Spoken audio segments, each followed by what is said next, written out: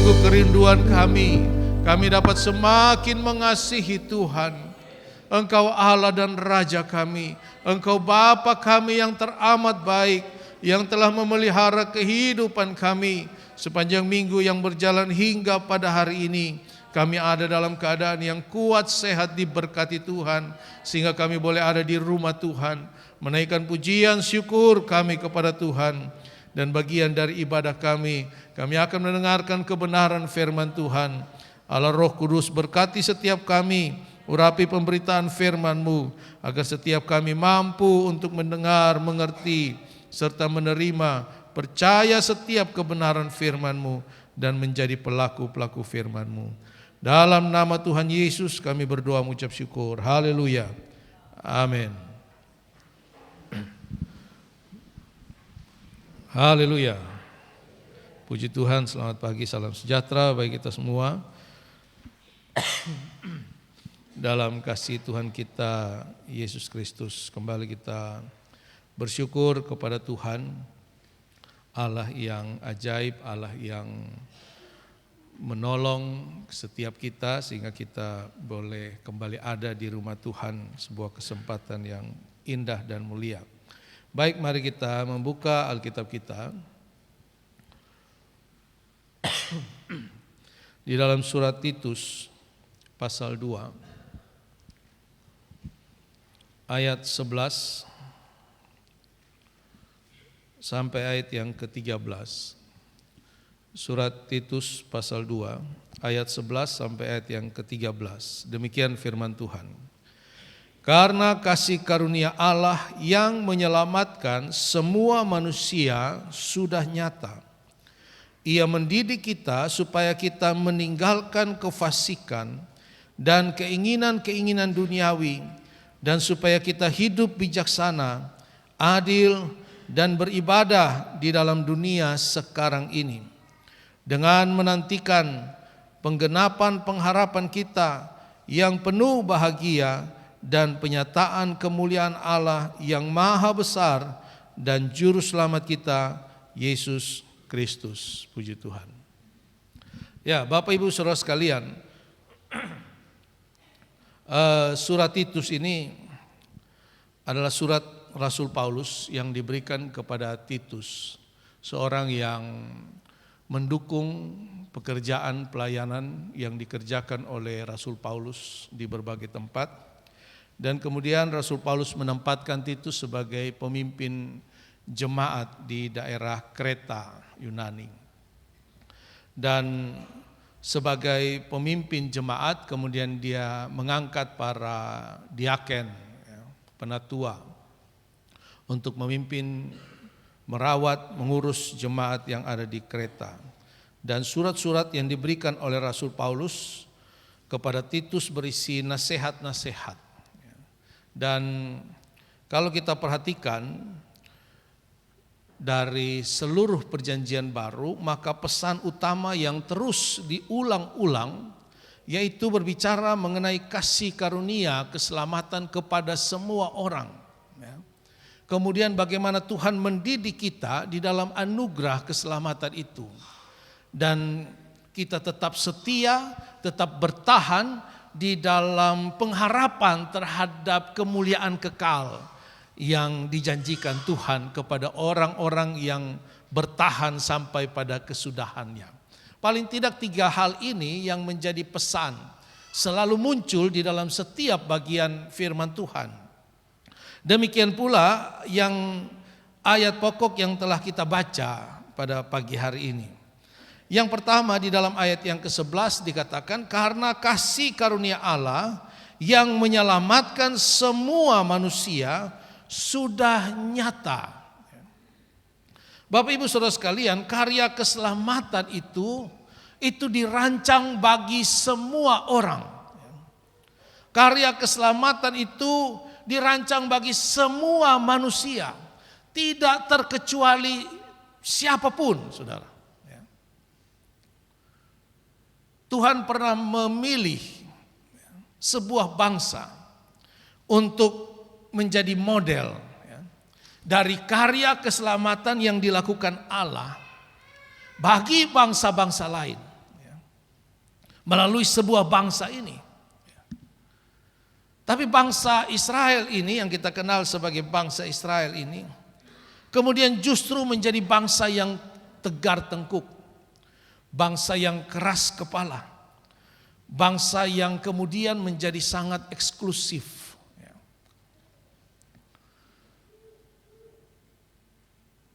Sebenarnya ini menggambarkan kita manusia. Seringkali kita itu gampang jadi keras kepala, gampang tegar tengkuk. Apalagi ketika Tuhan mulai mengangkat, apalagi ketika mencapai keberhasilan.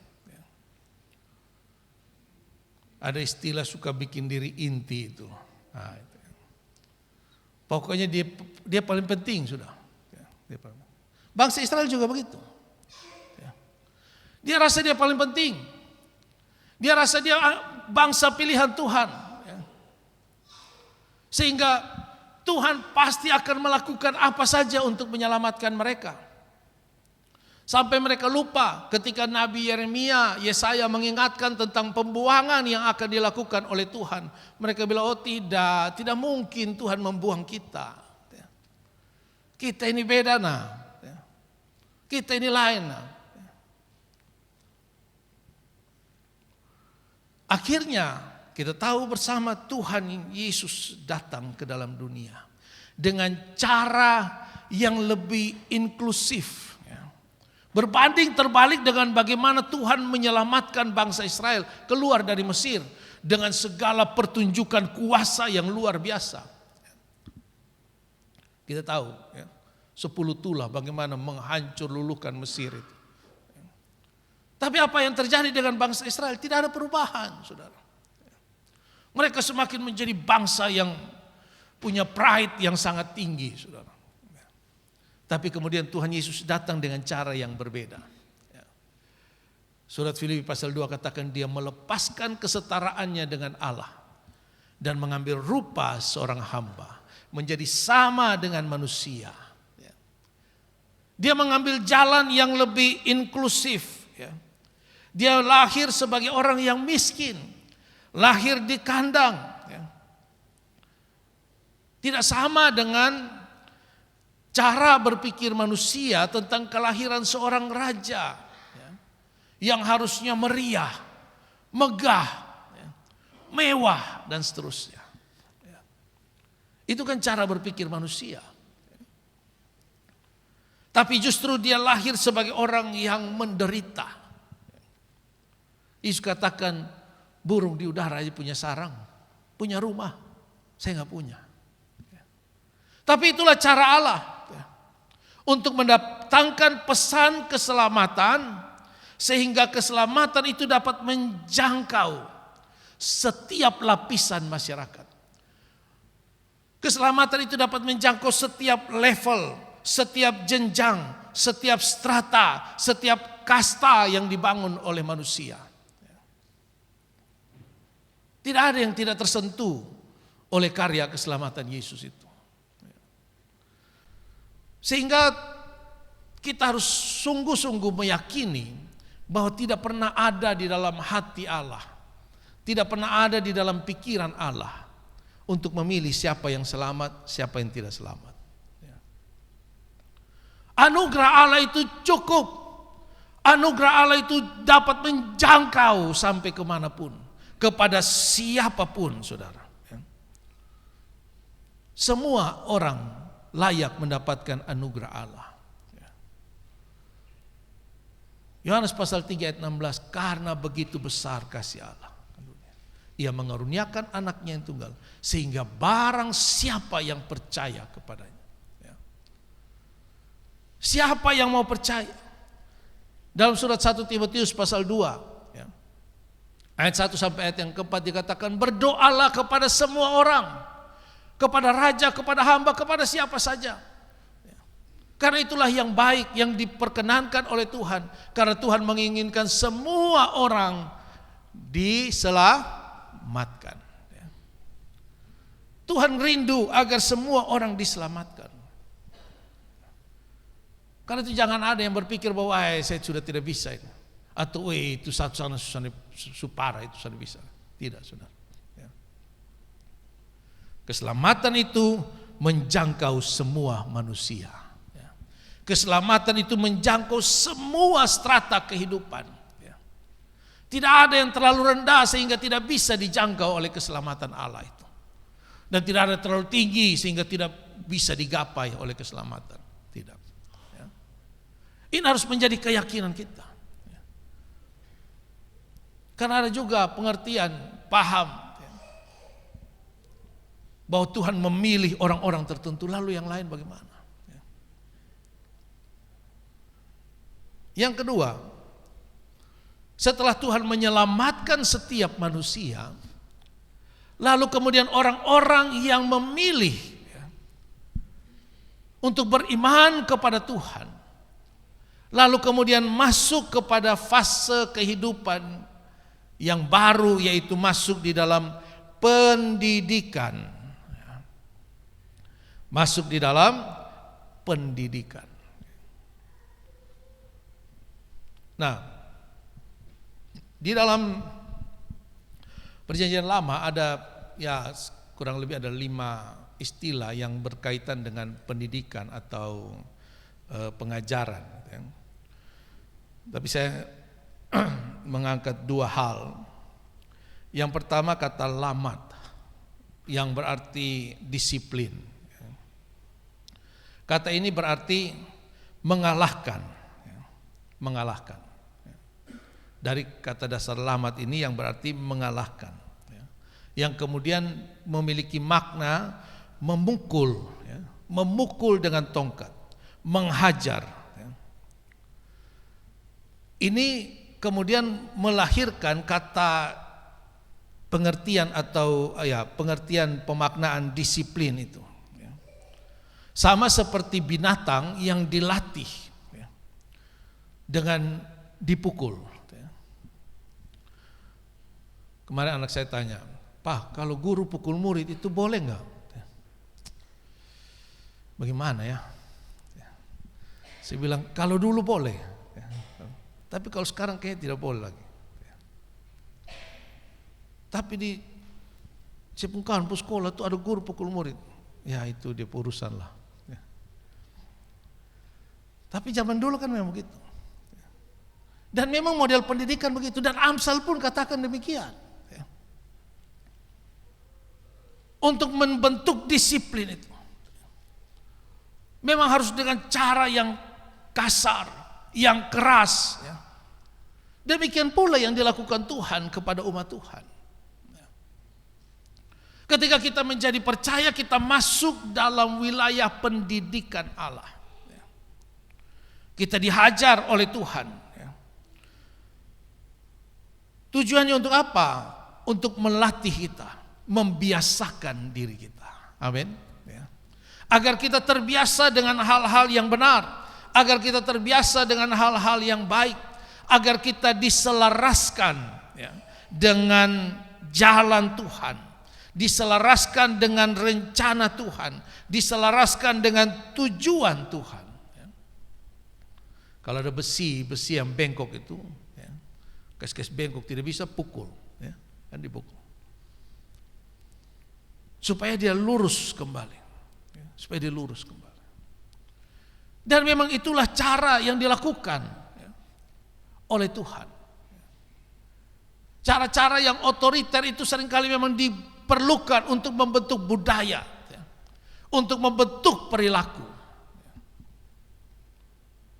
Orang Singapura itu tidak terlahir tahu buang sampah, tidak terlahir tahu kebersihan, saudara. Tapi karena ada hukum yang begitu kuat, yang begitu ketat, yang begitu keras, yang menjaga mereka dari penyimpangan-penyimpangan sehingga hidupnya lurus. Tidak ada sampah di sana. Di Cina itu korupsi kenapa hilang? Minimal berkurang sangat besar. Karena hukum yang begitu tegas, begitu keras. Tetapi banyak kali orang percaya itu terlalu lemah. Mendengar firman Tuhan yang keras, lain betal. Kalau jemaat di tempat kami mereka lebih terbuka. Wih, Pak Gembala tadi sikat beta habis oh. Beta bilang, jadi sudah bersih kok. Ya lumayan, semulai. Bagus kalau begitu. Minggu lalu dia bilang, wih ini minggu kayaknya beta lolos. Bilang, lu tahu juga ya, yang bagian untuk lu dengan yang bukan untuk lu. Tapi mari kita menerima setiap kebenaran firman Tuhan. Ketika kita masuk di dalam anugerah, anugerah itu gratis. Gratis. Tinggal kita percaya saja. Tapi setelah masuk di dalam anugerah Allah, nah kita mulai dididik oleh Tuhan. Kadang-kadang Tuhan membiarkan kita memang dididik dengan keras. Tapi mari kita mau melihat itu sebagai cara Allah untuk meluruskan kehidupan kita. Amin. Cara yang sangat keras. Dari kata mengalahkan. Memang ada yang harus dikalahkan. Dalam bagian lain Alkitab katakan, matikanlah di dalam tubuhmu segala sesuatu yang duniawi. Harus dikalahkan. Harus dimatikan. Itulah tujuan kita ada di dalam anugerah keselamatan itu. Bukan sekadar menerima berkat anugerah, berkat damai sejahtera, sukacita, kasih sayang Allah dan seterusnya. Tidak. Semuanya itu harus dihidupi dalam cara hidup yang benar, saudara. Yang kedua, makna mendidik dari kata yarah, yang artinya melempar. Melempar di sini menunjukkan, maksudnya menunjukkan. Jadi seperti kita mau menunjuk sesuatu yang jauh, lalu orang itu bingung, di mana, yang mana itu. Lalu kita ambil batu, kita lempar. Ya syukur-syukur kalau kena pas ya. Itu dia. Jadi melempar di sini bukan lempar orang, saudara, tapi memberikan petunjuk. Memberikan arah. Kalau orang tidak tahu arah, yang mana lempar? Di sebelah sana. Memberikan arah, memberikan petunjuk. Kadang-kadang juga dalam bentuk memberikan, melempar gagasan. Ya, kadang-kadang guru itu, pengajar itu melemparkan suatu ide, melemparkan suatu gagasan untuk siswa itu berpikir. Kadang-kadang guru mau mengambil posisi yang salah agar siswa itu bisa melatih dirinya untuk melawan kesalahan itu. Melempar di sini jadi memberikan arahan, memberikan arahan.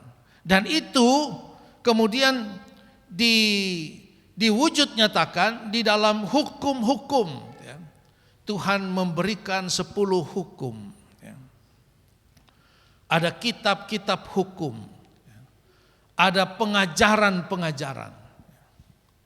Jadi bukan cuma sekedar disiplin, tetapi ada hukum, ada petunjuk, ada pengajaran yang diberikan.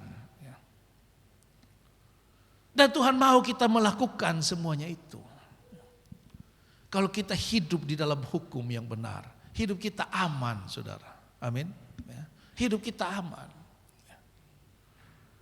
Kita tidak perlu takut. Alkitab katakan sebab Allah tidak memberikan kepada kita roh ketakutan, tapi roh yang membangkitkan kasih, kekuatan, ketertiban. Orang yang takut itu kan orang yang tidak tertib hidupnya. Orang yang punya kasih itu dia tidak akan takut menghadapi apapun. Orang yang punya kekuatan di dalam iman percayanya kepada Tuhan, dia tidak akan takut menghadapi apapun. Tapi semuanya itu muncul, semuanya itu datang dari kebenaran-kebenaran firman Tuhan. Tidak tiba-tiba saja orang punya iman itu.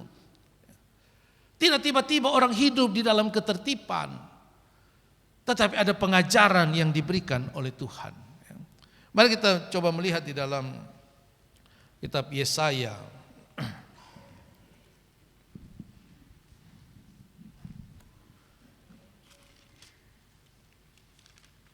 Yesaya pasal 2.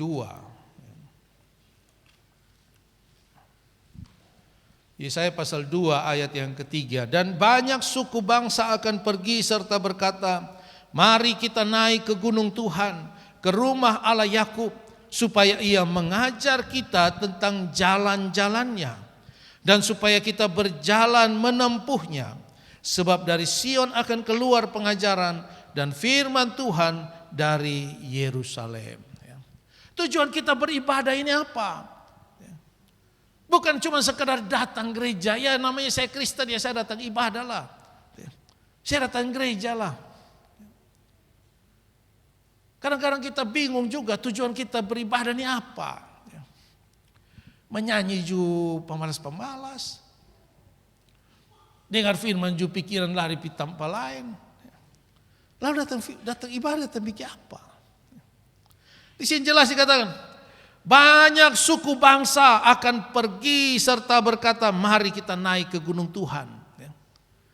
Mau dengar firman sepustingan mati lah mesti naik gunung. Kita ini tinggal gas masih terlambat. Kan begitu.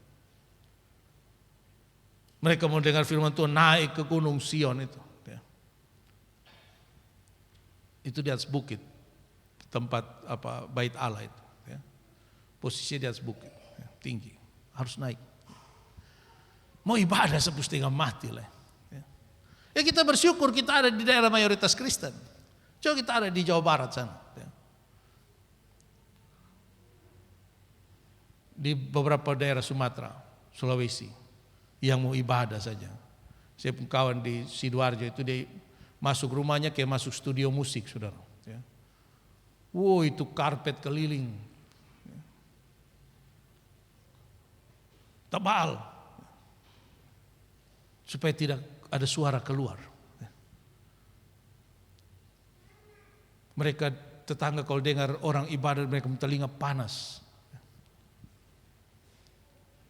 Mau ibadah saya setengah mati. Kita ini mau teriak-teriak sampai tengah malam. Terserah. Tapi banyak kali orang tidak menghargai ibadah itu.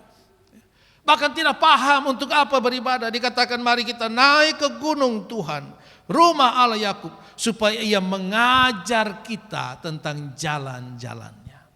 Tujuan kita beribadah mendapatkan pengajaran, saudara. Amin. Mendapatkan pengertian, mendapatkan pengetahuan. Alkitab katakan hendaklah kamu bertumbuh di dalam pengetahuan yang benar. Semakin hari mari kita semakin giat datang ibadah untuk mendengar firman. Karena serangan ajaran-ajaran sesat itu juga semakin luar biasa, saudara. Semakin luar biasa. Semakin masif dan semakin mudah diakses. Semakin mudah, saudara. Kadang-kadang kita tidak cari juga dia muncul sendiri.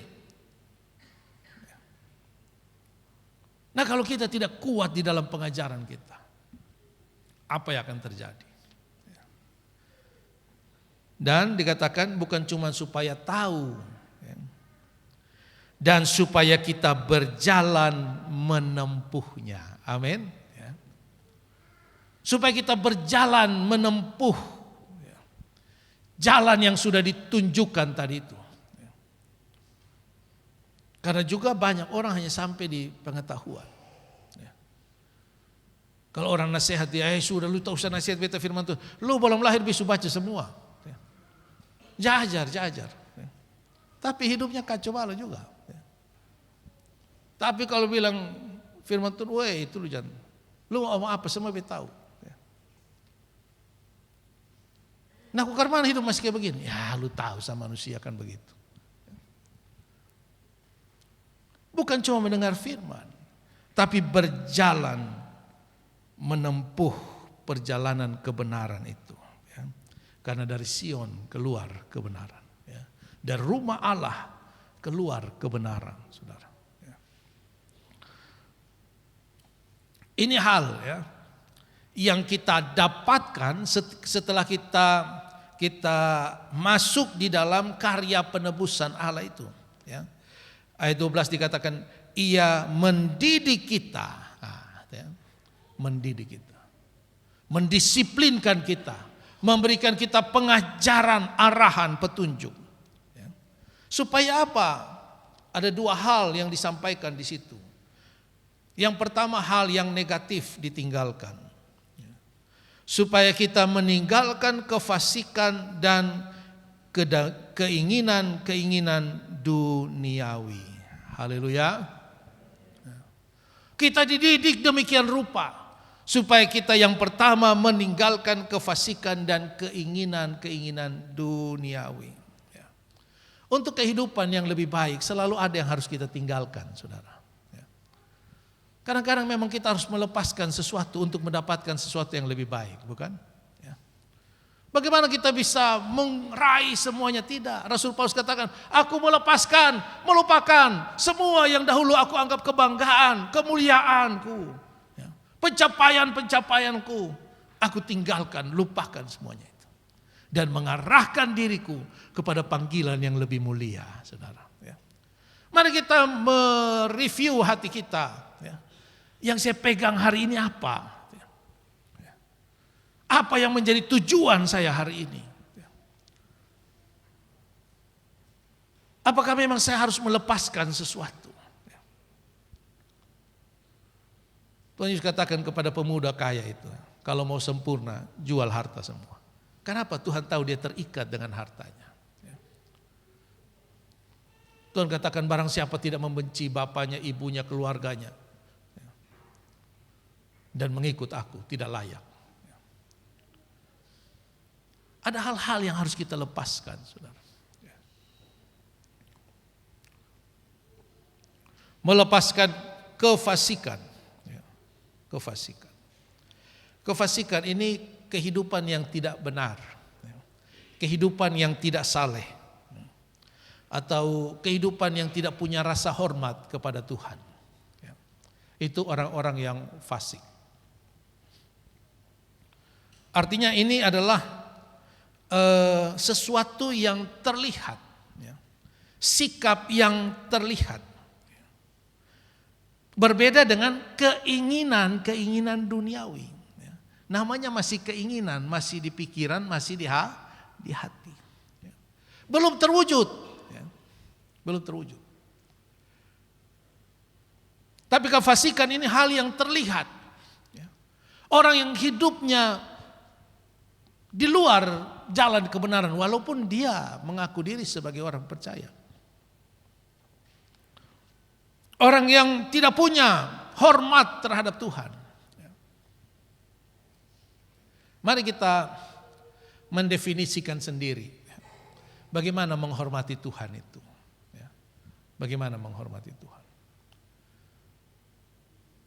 Bagaimana hidup benar itu.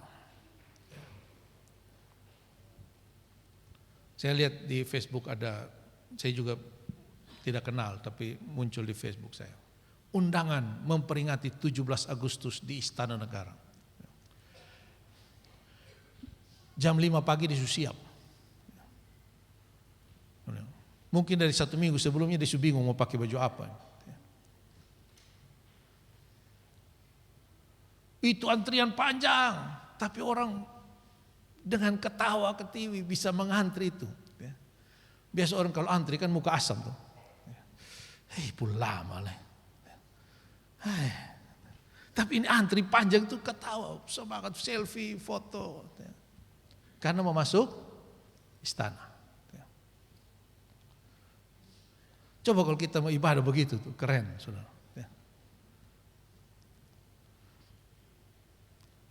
Bagaimana kita menghormati Tuhan kita? Tapi kalau kita berdoa ini mau Tuhan jawab cepat. Tuhan, ini sekarang suko, cepat. Ini kehidupan yang tidak saleh, tidak benar.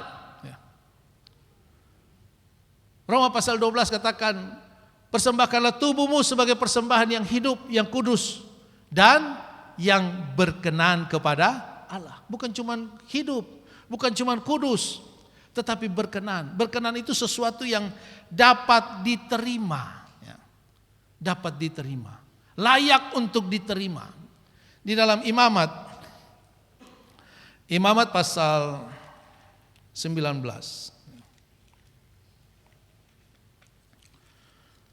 Ayat yang kelima. Dikatakan, apabila kamu mempersembahkan korban keselamatan kepada Tuhan, kamu harus mempersembahkannya sedemikian hingga Tuhan berkenan akan kamu. Waktu kamu mempersembahkan korban, bukan cuma korbannya, tapi cara mempersembahkan korban itu dikatakan dilakukan sedemikian rupa agar Tuhan berkenan kepada korban. Bukan hanya apa yang kita bawa, tapi cara. Kadang-kadang kita suka lupa pada cara itu. Kita pikir yang penting kan saya datang, yang penting kan saya kasih perpuluhan, yang penting kan saya kasih kolekte. Tapi bagaimana cara kita beribadah kepada Tuhan? Bagaimana cara kita bersyukur kepada Tuhan? Itu yang dimaksud dengan kata berkenan. Dapat diterima.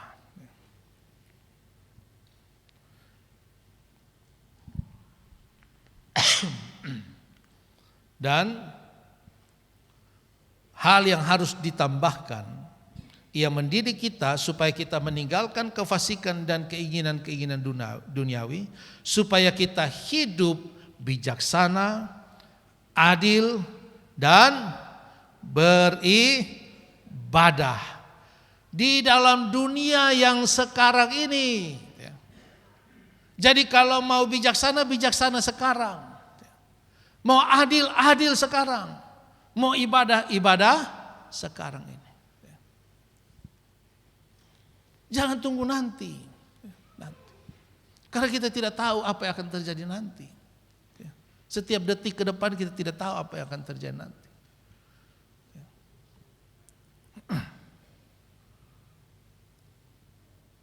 Kerjakan sekarang. Menjadi bijaksana. Atau menjadi benar. Hidup dengan cara-cara yang benar. Menjadi adil, seimbang. Seimbang dengan diri sendiri, seimbang dengan orang lain, seimbang dengan Tuhan. Berapa banyak sih yang Tuhan minta dari kita, saudara? Berapa banyak waktu yang Tuhan minta? Kemarin saya nonton di YouTube tuh ada ibadah di gereja di Nigeria. Itu gerejanya ukurannya 3 kilometer kali 3 kilometer, saudara. Nah, saudara bayangkan 3 kilo kali 3 kilo. Itu kalau altar call pakai pick up. Siapa mau lari dari 3 kilo sana, saudara? Mereka kalau ibadah, sudah tahu, antara 6 sampai 8 jam. Ibadah 6 sampai, kita dengar aja capek. Kita ini baru firman Tuhan setengah jam. Bagaimana, saudara? Bagaimana kita adil dengan Tuhan itu? Padahal kalau kita scroll Facebook, scroll apa tuh? Itu berjam-jam tidak rasa. Tuhan mau kita adil sekarang ini. Amin. Karena keadilan Tuhan juga Tuhan mau menyatakan sekarang di dalam kehidupan kita. Beribadah kepada Tuhan sekarang, selagi masih ada kesempatan, selagi masih ada jam ibadah. Ibadah itu juga berbicara tentang disiplin rohani, saudara. Bukan tentang apa yang kita beri dan apa yang kita dapat, bukan juga. Tapi juga soal disiplin rohani. Bagaimana kita membangun disiplin rohani kita kepada Tuhan. Puji Tuhan. Dan nanti sore saya akan lanjutkan dengan ayat yang ke-13. Yang pasti mari kita menyadari bahwa kita sudah menerima anugerah keselamatan yang luar biasa. Yang dikerjakan secara sempurna oleh Tuhan Yesus Kristus. Tetapi masuk ke dalamnya, mari kita memberi hati, pikiran, tubuh, jiwa, roh kita untuk dididik di dalam kebenaran firman Tuhan. Agar hidup kita meninggalkan hal-hal yang tidak benar, kita menambahkan segala sesuatu yang benar. Di dalam surat Petrus dikatakan tambahkanlah kepada imanmu. Nah, iman itu baru dasar. ya, segala macam yang berguna untuk kehidupan yang saleh. Ya. Puji Tuhan, demikianlah firman Tuhan.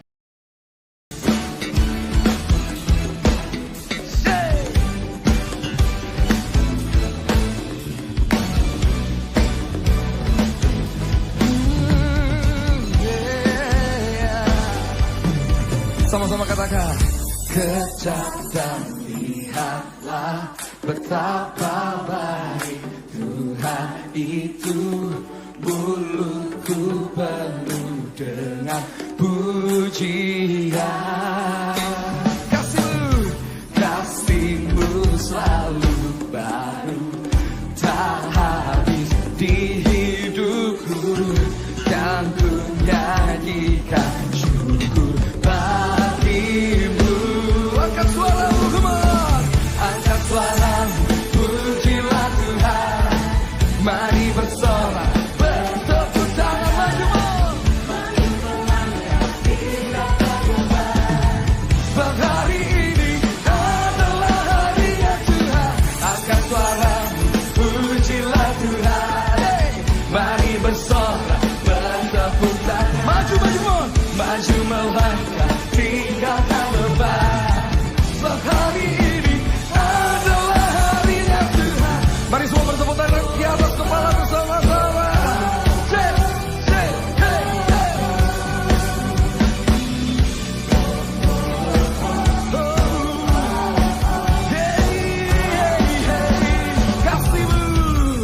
Kasih-Mu selalu baru, tak habis di hidupku, kan ku nyanyikan syukur bagimu.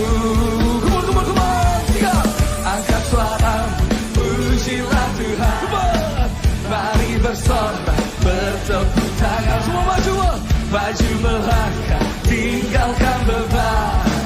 Sebab hari ini adalah harinya Tuhan. Angkat suara, pujilah Tuhan.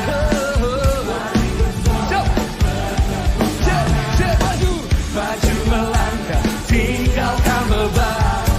Sebab hari ini adalah harinya Tuhan. Oh, oh, oh, oh, oh, oh, oh, oh, oh, oh. Hey, hey. Oh, oh, oh, oh, oh, oh, oh, oh, oh, oh.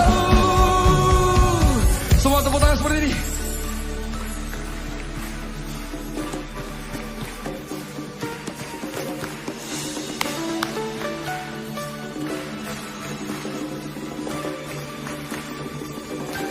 Sambil di atas kepala bersama-sama.